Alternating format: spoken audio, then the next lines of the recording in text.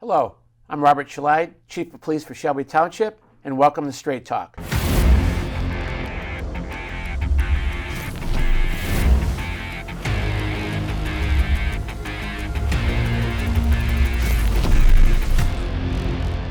Today, our special guest is Lieutenant Mark Benedettini. He's been a frequent flyer on the show. He's affectionately known as Benny. Benny, welcome to the show. Thanks, Chief. Nice to be here. Good to see you. Thank you. So Friday, you were busy. You were out at the graduation for Oakland Police Academy. You saw 4 of our officers graduate. That's correct, Chief. We had 4 officers that went through our cadet program. They successfully completed our cadet program, and then they started the academy about 3-4 months ago, and they graduated last Friday from the Oakland Police Academy. Yeah. Did you happen to see their scores? I think 3 of them had like scores off the charts academically. Did you notice that? Yes, I did. It was so we had 4 officers attend the academy. 3 out of the 4 officers finished in the top 10 in the academy. I believe 1 finished number 3, 1 finished 5th, and 1 finished 10th. And there was 61 people in the academy, so they all did very well academically. And one of our cadets that went through the academy, they also finished top 3 in the Top Gun shooting competition as well. Which one was that? Hunter Dooley. Oh, nice. So, yeah. Hunter did a great job. They all did a great job. So we had we had our swearing-in ceremony on Monday, and only 3 of them could make it. The 4th guy had a thing for the Army. He's in the reserve, so he had to take care of it. So we're going to get him in. I think he's starting back here today. We'll get him sworn in at a future date. Yep. But what impressed me about these kids is their determination to study hard and everything. But I told them at the swearing-in ceremony, I said, listen, just because you're intelligent with books doesn't make a successful police officer. You have to be determined to do a good job, and you want to be persistent and everything. And I had a lot of other advice for them. Were you there by any chance? Yes, and I agree 100%. I mean, just because you get good grades in the academy doesn't translate to being a great officer on the street. So some of the greatest officers might be C students in the academy or in high school. You have to learn from your FTOs, learn from senior officers. And that's how you become a good police officer. You got to want it. You got to want it. I agree. You got to want to be a good police 100%, officer. End of story. So 100%. we have a lot of people that do that, and we have some other guys that I don't think they've figured it out yet, but hopefully they do. Mm-hmm. So what's interesting, I think, is nationwide, Southeast Michigan, nationwide, our department, the police applicants are down like 95% nationwide. Why do you think that is? You know, there's a lot of factors. It's just, and it's not just attributed to Shelby Township. I mean, it's all over the nation, like Correct. you said. A lot of the media that you see portrays police officers in a bad light. Yeah. Back when I was growing up, it seemed like the police profession was like a family profession where a grandfather would be a police officer, then the father, then the son. You don't see that nowadays, and unfortunately. And it's, and I'm proud to be a police officer. It's a very noble profession. I love my job. But unfortunately, like I said, a lot of the media portrayal of police officers, it might have 1 or 2 bad apples here and there, but it doesn't mean the whole profession. I mean, 99.9% of police officers do a great job. They want to serve and protect the community, but it seems like the media, a lot of times, they just focus on the 1 or 2 bad apples here and there. And that, like I said, unfortunately, that negatively portrays us in the media. Whatever profession has people in it is going to have bad apples. I agree, 100%. That's the bottom line, not just us. Right, 100%. It's wild. So these officers that were sworn in, what's the next step for them? Well, right now I run the field training program. So right now we have them starting their in-house training. They do about 3 weeks of in-house training where they shoot at the range. We put them through scenarios. We just put them through training as far as how we do things at the Shelby Township Police Department, our processes, our procedures. So they're doing that now. And then after that, I'm going to be assigning them to ride with an FTO. There's 4 phases. There's the first phase, they'll be assigned an officer, then they'll switch to a different officer the second phase. Then the third phase, there'll be another officer that they'll be with. And then once they get to the 4th phase, we call that shadow phase. And they're riding with the same officer they rode with on the first phase. And at that point, on that shadow phase, they're expected to do all of the 100% of the work themselves. And they have the other officer kind of shadowing them over. And then if they complete that phase, then they're ready for solo patrol. So right now they're on the in-house portion of it, doing all the in-house stuff, and in a couple of weeks they're going to be out riding around with their FTOs. Your explanation is scary. I'm chuckling because they thought they had it made when they graduated the academy. they don't even know what they're getting themselves into. So Yeah. we put them through the rigor and make sure they're ready to go. And I love it. And thank you for being the commander of that operation. Yep, You do a great job. Yeah, it's like I said, it's fun to see these officers learn, and like I said, we have these FTOs that are the cream of the crop that help teach them and show them how things are done here in Shelby Township. Yeah. So okay, so we've done a great job with hiring some very talented young people in the last few years. We're going to take a look at one specifically. His name is David Frick, and he's a Utica boy. You went to Utica High School. He played soccer and football over there. And let's take a look at him in action. So I graduated the academy in June of 23. Shelby hired me prior to that, so they put me through the academy, paid for it, which was nice. So after I graduated the academy in June, that's when I started on the road, and so I've been on the road for, was it May 12th? I've been on the road for just under 2 years now. So still pretty new, but I feel like I've learned a lot since then. So I'd say the main things we take care of on days would be a lot of crashes, family troubles, domestics. Honestly, really the same things that happen on nights is the same things that happen on days. It's just there's a lot more cars on the road, so maybe a lot more opportunity for crashes and stuff. So I'd say mostly crashes is what we deal with a lot. That look like that. Go check out that. That look like that guy. Did they ask you if you want to be checked out? All right, you don't want to? All right. You got your husband's on the way. Okay. He is on the way. So that crash sounded like a minivan decided he wanted to make a left turn from northbound Ryan into that Speedway gas station, which if you're familiar with that area, that's really only a left turn to go, east on Auburn. So you can't really make a left from northbound Ryan into there. But he decided he wanted to, and he turned right in front of her. Unfortunately, both cars got pretty messed up, but fortunately, no injuries. So that's what happened in that crash there. And I did mention we do have a lot of crashes, but on weekdays we get a lot of help from our traffic bureau. That's mainly their job is handle traffic crashes.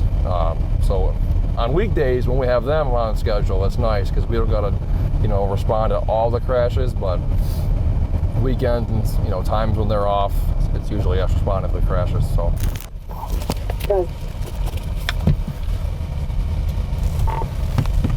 Be Mountain West Utica, Eddie, Queen, Nora, 31.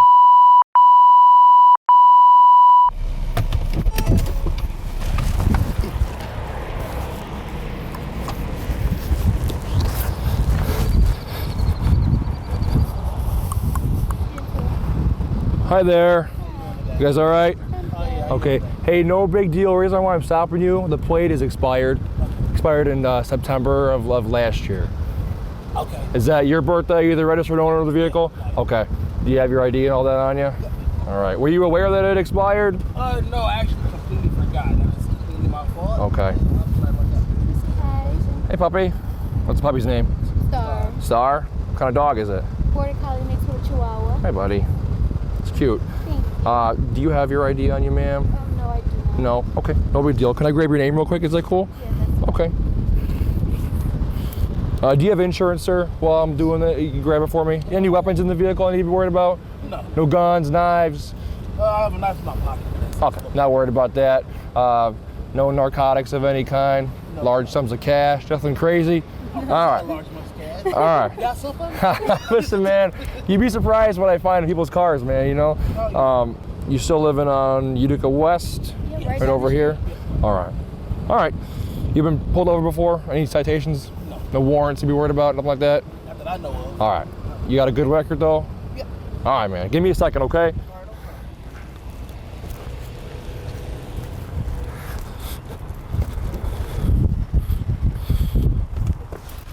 Okay. So what I'm doing now is I'm just making sure his record's clear. I asked him about his record, his driving record. He said it was really good, so it's just gonna make sure that if it's good, if it looks good, I'm just gonna give him a warning. He's a Shelby resident. We try not to, you know, hammer our residents with citations. Looks like his last citation was 2019 for disobey a traffic signal. So we'll just give him a verbal warning on this one and on to the next.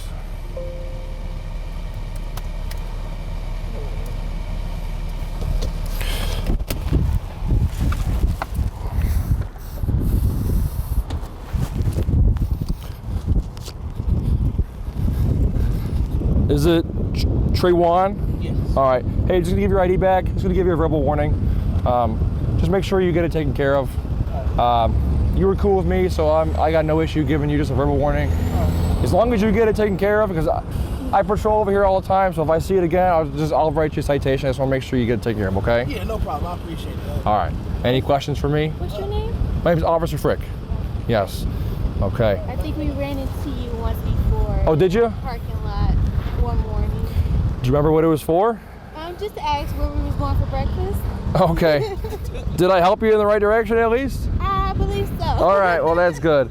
Okay, you guys have a good day, all right? Yes. All right.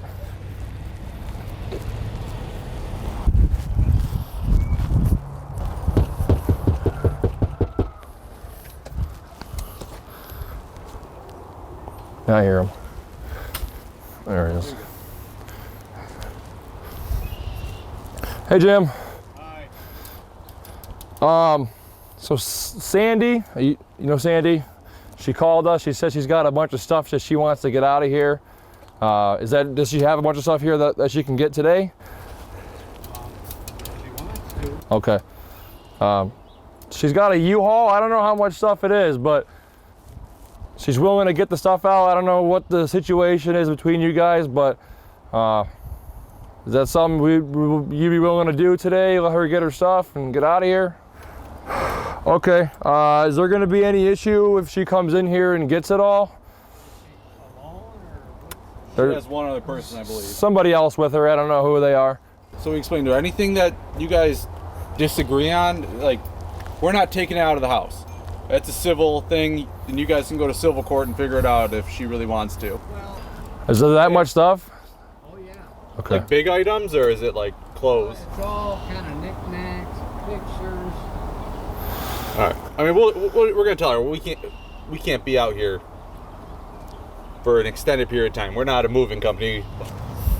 And like we explained to him, just don't talk to him, don't argue, because we don't want. Told him not to talk Yep. to him, right? No one's gonna talk to anybody. Good. But if there's any disagreement, items not going. Okay. We can stay in the house. You got it. No, don't talk. Okay. Just don't even talk to each other. Okay. So let's get going and grab what we can. Thank you.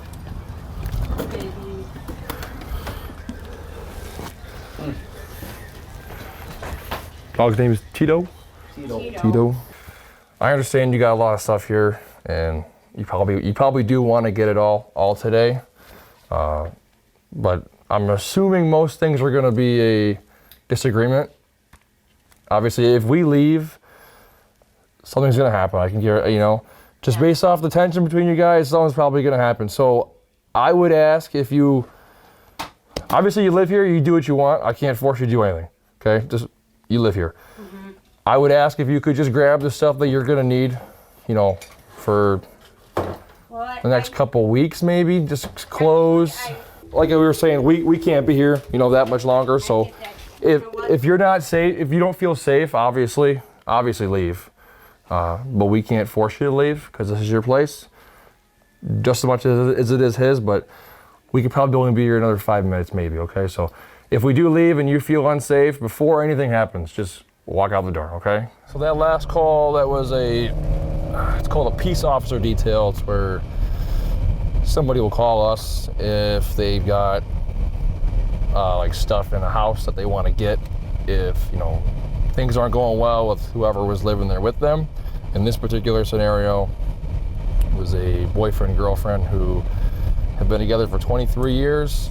They lived there for 23 years as well, and I guess they broke up and she wanted to get her stuff. The issue with these types of calls is like people expect to just walk in there and grab all their stuff that they think is theirs. They don't understand that because you lived here with this person, all this stuff is pretty much shared property. So we're not in the business of just taking stuff from a house and giving them to somebody, and people get upset. They don't understand that. So like we explained to those guys, this is all a civil matter, and anything that you guys disagree on has got to go through civil court.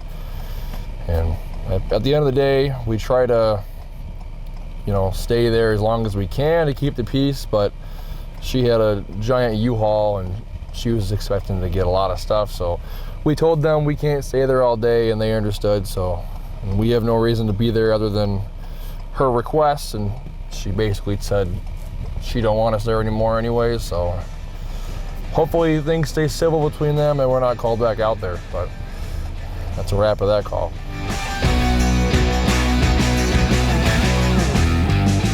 So that was Officer David Frick, one of our youngest officers. He's doing a great job for us. I think he should be on a football field somewhere. I agree. He looks like an NFL tight end. He definitely does. That's for sure. So he's a great officer, a great person as well, a great guy, and a great addition to our department. Yeah, I've seen him make a couple gun arrests, and I could just see the glowing in his face. And I had a conversation with him. He told me that he's out digging for guns and illegal drugs and everything like that. And you love to see that with one of our young officers. I agree 100%. And he's one of them that's out there every day trying to dig and find guns that are out there illegally, drugs and so forth. And he's very proactive, and that's what we want to see here. Yeah. We had an incident back a while ago where we had a kid, I think he had something wrong with him, and he was out of control. He was beating up people on a school bus. And the officer that was on the bus with him was a former football player. He's captain of Central Michigan's football team. He's a big boy too. So when he called for help, Frick was the first one to arrive. So you had a former captain of Central Michigan's football team, and then a 6'6", should be an NFL tight end arrive to deal with this kid. So yeah, it's definitely two guys that are pretty intimidating their size alone. Yeah. So, but like I said, they're both great guys and both great officers. Yeah. So. Listen, I value all our officers. But like Captain Barnard says, the bigger boys, it never hurts when they're out there. Never does. So, when I was out on the road, if I was in the middle of getting in a fight with somebody, those are two guys that I would want to be backing me up 100%. So, absolutely. Yeah. So Officer Frick talked a little bit about our traffic unit, and what we're going to do is we're going to take a look at one of our traffic officers. This is Nick Sinishtaj in action. I've been with the Shelby Township Police Department for a little over 7 years. My current title is a traffic enforcement officer. Our main goal is to handle all traffic complaints. We try to get all of them. We try to relieve the patrol officers so they can go out and handle the calls. We handle the crashes. We set up traffic enforcement, speed enforcement. We try to maintain the orderly flow of traffic throughout the township. Try to reduce crashes and reckless driving, and we're the ones out there writing the speeding tickets and sitting up on the driveways running laser. What's going on, man? We were looking for a disabled auto. Checking the freeway, the southbound lanes of M53, and there's construction going on right now, so there's a merge lane. When I noticed behind me there was a black van not allowing cars to go around him. Then I observed a white Tahoe go into the median all the way off onto the grass to try to get around this van, shooting up dirt in a cloud, and they're going at it back and forth a little bit. So I blocked the lanes and directed them both over to the side and made contact with them. They were both pretty irritated about the situation. What I saw is a lot different than what you're telling me right now. The driver of the Tahoe did not have his license on him. He had a few warrants outstanding for his arrest. You got any weapons on you? No. Anything that could stick or poke me? No. All right. We try to be fair, man. I try to be cool with everybody. You know what I mean? Yeah. Just because you're in handcuffs doesn't make you a lesser person than I am. You know what I mean? Here's what I'm gonna do. I'm gonna get this van out of here, okay? Because they're not the aggressors in this. All right, yeah, they blocked it. They're not supposed to block the merge lane, but you also not supposed to go all the way into the median over here. Right. You know what I'm saying? That's my fault. We checked with the departments. They didn't want him, so we released them with a citation. And they were pretty understanding, both parties. The driver of the van was at fault as well as the Tahoe also, so we just released them with verbal warnings. These guys were very respectful. Here, They just done turn a around. good job. Thanks, man. We appreciate you, bro. Yeah, it's all in how we interact with people. So they're going to go off the vibe you're giving them. If you're, if you're being a stickler and you're giving them an attitude and trying to belittle them, then they're going to look at you and probably give you the same response back. They're not going to be cooperative. All this that I do when I talk to people and I try to make them feel like a normal person. I try to show them respect. I do all that to gain compliance with that person. So it just makes my job that much more easier. Hello, how's it going? Hey, you're on your phone, and then I run your license plate. No, you got your phone in your hand. Okay. All right. That's all I'm doing. Okay. All right, it's illegal to have the phone in the hand, though. It's against the law to have the phone in your hand while you're driving. Okay, can you lower this a little bit more? I can't hear you. Thank you. All right, and then also, like I said, when I run your plate, it shows that your insurance is not valid. So I pulled up next to this individual, this female, who was on her phone, texting away directly next to me. We were in the area of Hall Road and Hayes. So I stopped her for the texting and driving. Upon running the license plate, it was discovered through our system here, our lien network, that the vehicle is not insured and she's got many priors for no insurance on the vehicle. So I made contact with the driver, the female, she's the sole occupant, and started telling her why I stopped her. And I could immediately see the nervous behaviors coming off of her. Have you been in trouble with the law before? A while back. Yeah. What was it about, if you don't mind me asking? Drugs. Drugs, But I'm okay. 8 years clean. Oh, okay. What was your drug of choice?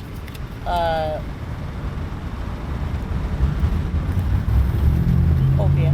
Opioids? Okay, so like heroin? No, never. Okay. Never. Like meth or any of that? Okay. Was it just pills? Okay. But I'm 8 years clean. Okay, I got you. 7, so All right, how long have you been sober for, you said? 8 years. 8 years, okay.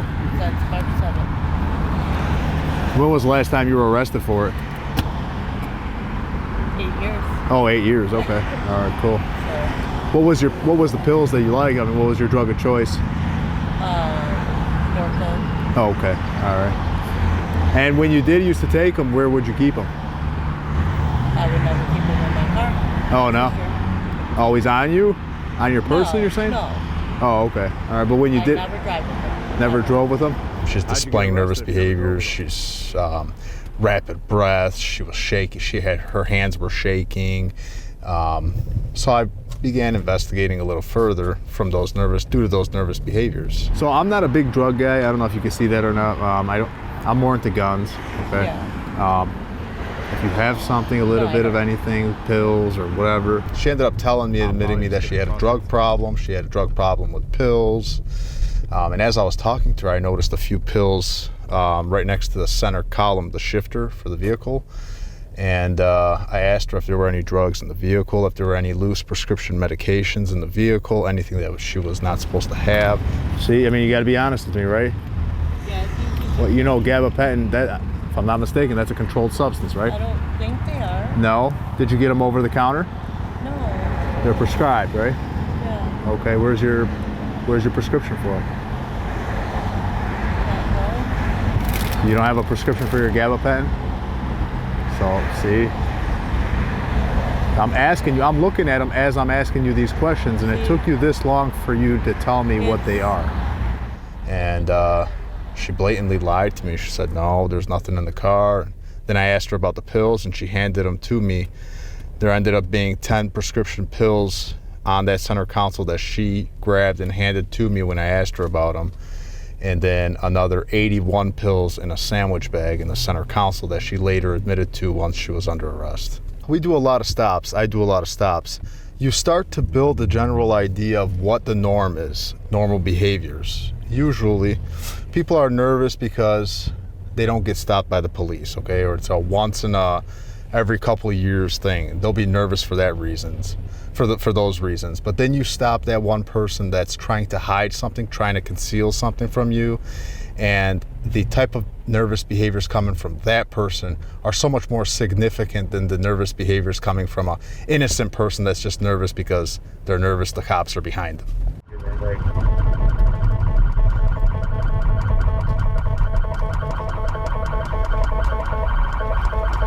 Dispatch, I'm out. Copy 2 plates.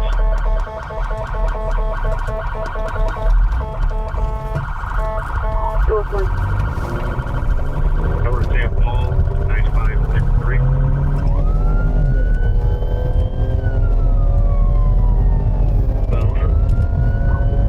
Terrain. Okay, next one's personalized Tom Henry Nora King. Sam Nora Williams.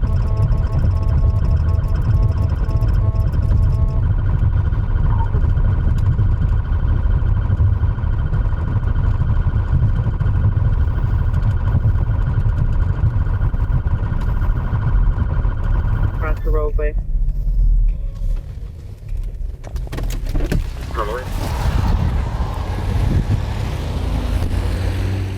All right, so we responded to a personal injury accident at Van Dyke and Messmore. Then upon arrival, I spoke to the involved parties, and it was determined that Unit 1, which was on Messmore, they reside on Messmore, pulled off of Messmore in front of a vehicle that was traveling north on Van Dyke. You were going north on Van Dyke? Yeah, I was. What lane were you in? 1 or 2? 2. 2 being closer to the center lane. Yes. Okay, and she came out of here? Yes. Making a left to go south, Yes. and then you guys hit head on? Okay. All right. That's all I needed to know. Oh, Is it your arm that's hurting? yeah. But I want them to check her out first because she's getting stomach pain. Was she a passenger? The vehicle that was traveling north on Van Dyke, the driver said that she never saw her pull out, and the angle of which the at-fault party was pulling out caused the accident to be a head-on collision.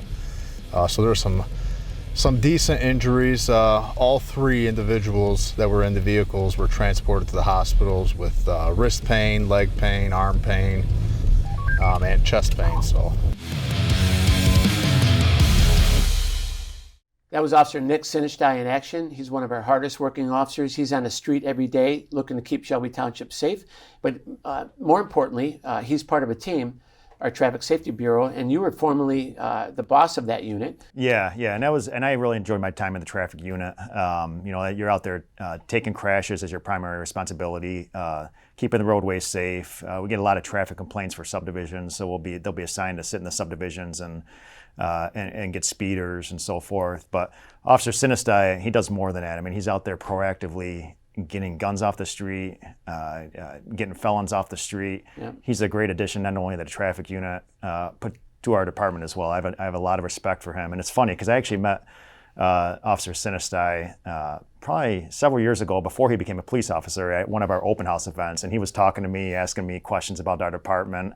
And then he started at I ended up getting a job at the department. So it's just a funny story. But he's a great officer, and like I said, I run the field training program, and that's one officer I tell these new guys coming in to look up to read his reports is Officer Sinishtaj, because that's who they should emulate, being a police officer, because he knows how to do the job and get the job done, and like I said, he's a wonderful addition to our department.